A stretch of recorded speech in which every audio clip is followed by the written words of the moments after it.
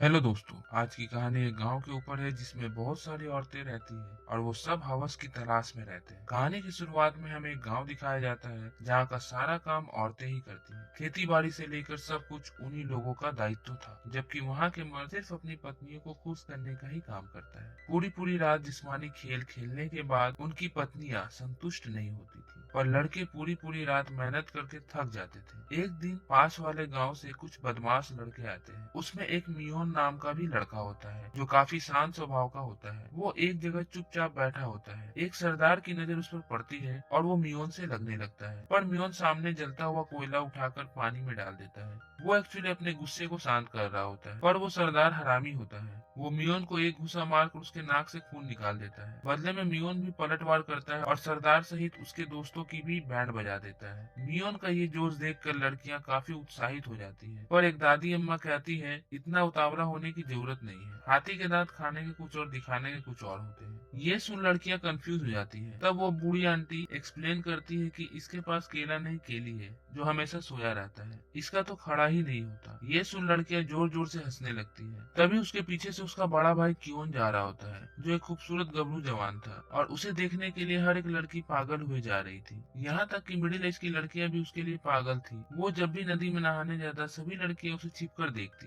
कियोन को इन सब से कोई प्रॉब्लम नहीं था, पर उसका भाई मियोन अपने बड़े भाई का तारीफ सुन सुनकर परेशान हो जाता है और दारू पीकर गंध मचाने लगता है। कुछ देर बाद कियोन आता है और उसे अपने कंधे में लाद कर लेकर जाता है। कुछ देर चलने के बाद एक नदी आती है और उस नदी के ऊपर पुल पे एक लड़की नाच रही थी और वो बहुत खूबसूरत थी। मियोन और कियोन उसको देख पागल सा हो जाता है और उस नदी में गिर जाता है। फिर वो दोनों नदी किनारे आग जलाकर अपने कपड़े सुखाने लगता है। दोनों भाई में जरा भी नहीं पड़ती, पर शुरुआत से ऐसा नहीं था। 4 साल पहले की बात है। एक दिन कियोन राइस केक बेच रहा था और पता नहीं कैसे उस टाइम मियोन के पैंट में आग लग जाती है। उस आग को बुझाने के चक्कर में कियोन को उसके मर्दानी जगह पर लात मारना पड़ता है, जिससे आग तो बुझ जाती है, पर आग के साथ साथ उसका मर्दानापन भी बुझ जाता है। एक दिन गांव के कुछ लड़के आपस में कीम के बारे में कुछ बात कर रहे थे। कीम रोज रात को झील में नहाने आती है। अगर हम चांस मारेंगे तो कीम हमें जरूर जिस्मानी ताल्लुक बनाने देगी। मियोन भी वही था और उन सब की बातें सुन रहा था। रात होते ही वो सब बिना कपड़ों के झील में नहाने चले जाते हैं और कीम का बेसब्री से इंतजार करते हैं। उन लोगों के साथ साथ मियोन भी वहाँ आता है। कुछ देर बाद कीम भी वहाँ आती है और उसे देख सबका खड़ा हो जाता है सिवाय मियोन को छोड़कर। किम सबसे कहती है मेरी जूती पीछे छूट गई। ये सुनते ही सभी उसकी जूती लेने के लिए भागता है। सीन शिफ्ट होता है अगली सुबह। जब किम सोकर उठती है तो उसे अपने टेंट के सामने मिठाई का डब्बा मिलता है जो मियोन ने उसके लिए रखा था। किम को भी समझ आ जाता है कि ये मियोन ने ही रखा होगा। फिर वो मियोन को दिया हुआ मिठाई चाव से खाती है। फिर वो झील में नहाने जाती है। उसे छिछोड़े लड़के ताड़ने लगते हैं। कुछ देर बाद वहाँ और भी लड़कियां आ जाती है और उन लड़कों को देख लेती है। फिर वो किम को जाकर मारने पीटने लगती है और उस पर इल्जाम लगा देती है कि किम सब लड़कों को अपना बदन दिखाकर उकसा रही है। तभी वहाँ कियोन आ जाता है और किम को सबसे बचाता है। कियोन को देख सब छिछोरे वहाँ से भाग जाते हैं। उसी रात कियोन मियोन से कहता है कि वो बहुत जल्द शादी करने वाला है और वो लड़की और कोई नहीं किम है। किम को अपने भैया के साथ देख मियोन का दिल चूर चूर हो जाता है। वो बहुत अकेला हो जाता है बेचारा। वो बाहर जंगल की तरफ चला जाता है और नदी किनारे बैठ जाता है। वहाँ वो एक बूढ़ा और एक बच्चा को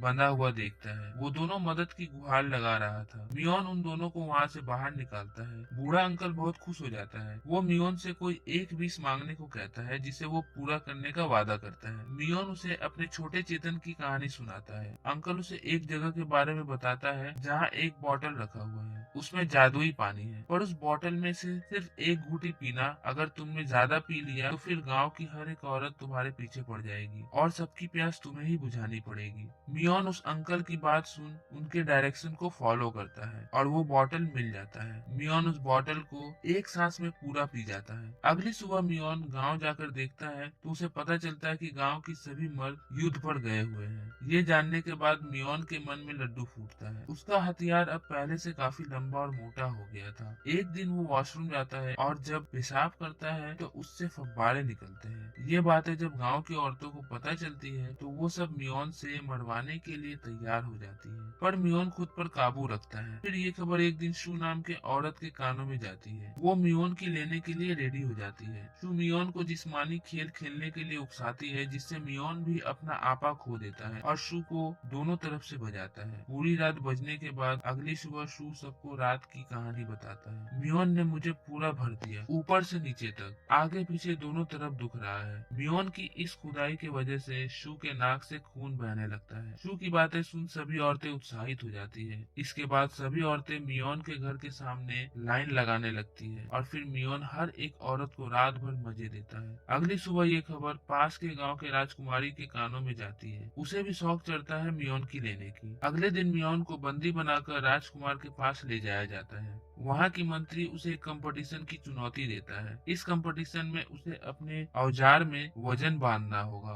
विरोधी पार्टी 30 केजी वजन बांध लेता है, वहीं दूसरी तरफ मियोन का खड़ा ही नहीं हो पा रहा था। राजकुमारी ये देख उसे उकसाने की कोशिश करती है। वो एक केला लेके उसे ऐसे चाटती है जैसे वो किसी का औजार चाट रही हो। ये देख मियोन पूरी जोश में आ जाता है और पूरा 120 किलो उठा लेता है अपने औजार की मदद से। इसके बाद उसे राजमहल में बुलाया जाता है, अच्छे से उसकी खातिरदारी की जाती है, अच्छे अच्छे पकवान खिलाए जाते हैं। तभी वहाँ एक सैनिक आता है और सेनापति से कहता है कि कियोन जंग में मारा जा चुका है क्योंकि उसका बॉडी मिल नहीं रहा है। ये सुन मियोन बहुत सैड हो जाता है। दूसरी तरफ किम की भी हालत बहुत खराब थी। एक देसी डॉक्टर उसका इलाज करता है और मियोन से कहता है कि तुम्हें इसके गुफा में अपना औजार डालकर सोना होगा, तभी ये ठीक हो पाएगी। मियोन का तो जरा भी मन नहीं था, फिर भी वो किम की गुफा में अपना हथियार डाल ही देता है और अगली सुबह तक किम ठीक भी हो जाती है। इसके बाद मियोन का सारा समय किम की देख रेख में चला जाता है। किम की वजह से गांव की और भी औरतें मियोन के पास नहीं जा पा रही थी। कुछ दिन बाद पता चलता है कि गांव की औरतें एक साथ प्रेग्नेंट होने लगी हैं और ठीक उसके अगले दिन युद्ध से सभी मर्द वापस लौट रहे होते हैं। उन सबको जैसे पता चलता है कि मियोन ने ये सब किया है, वो सभी मियोन के पीछे पड़ जाते हैं। इसी बीच बूढ़ी आंटी मियोन के घर की तरफ भागती है। तभी रास्ते में उसे कियोन दिखाई देता है, पर बूढ़ी आंटी पहले मियोन के पास जाती है और उसे सारा सच बताती है। मियोन किम को लेकर घर के पीछे छिप जाता है। तभी घर में एंट्री होती है उसके भैया की, पर मियोन जिसने अपने भाभी के साथ जिस्मानी ताल्लुकात बनाए थे, इस शर्म के मारे वो अपने भैया कियोन से नजर नहीं मिला पाता। उसके अगले दिन ये पता चलता है कि किम भी प्रेग्नेंट हो चुकी है। मियोन ये सब देख परेशान हो जाता है और अपने आप को गांव वालों के हवाले कर देता है। गांव वाले उसे जंगली भालू के हवाले कर देता है। मियोन की यही मृत्यु हो जाती है। कियोन को जब पता चलता है मियोन ने किम को प्रेग्नेंट कर दिया है, वो खुश होता है और कहता है कि किम को उसी ने मियोन के लिए घर लाया था, पर मियोन बिना पूरी बात सुने वहाँ से चला गया था। अब सीन शिफ्ट होता है 5 साल बाद और हम सभी बच्चों को, उन सभी बच्चों के पास मियोन जैसा ही हथियार था और कहानी यहीं पर समाप्त हो जाती है। मियोन के साथ जो बचपन में हुआ वो तो एक हादसा था, पर मियोन ने लालच में आकर पूरी बोतल पानी पी गया। ये भोग वासना उसके मौत का कारण बनी। आशा करता हूँ आपको ये कहानी पसंद आई होगी। मिलते हैं आपसे न्यू वीडियो में, तब तक के लिए bye bye and take care.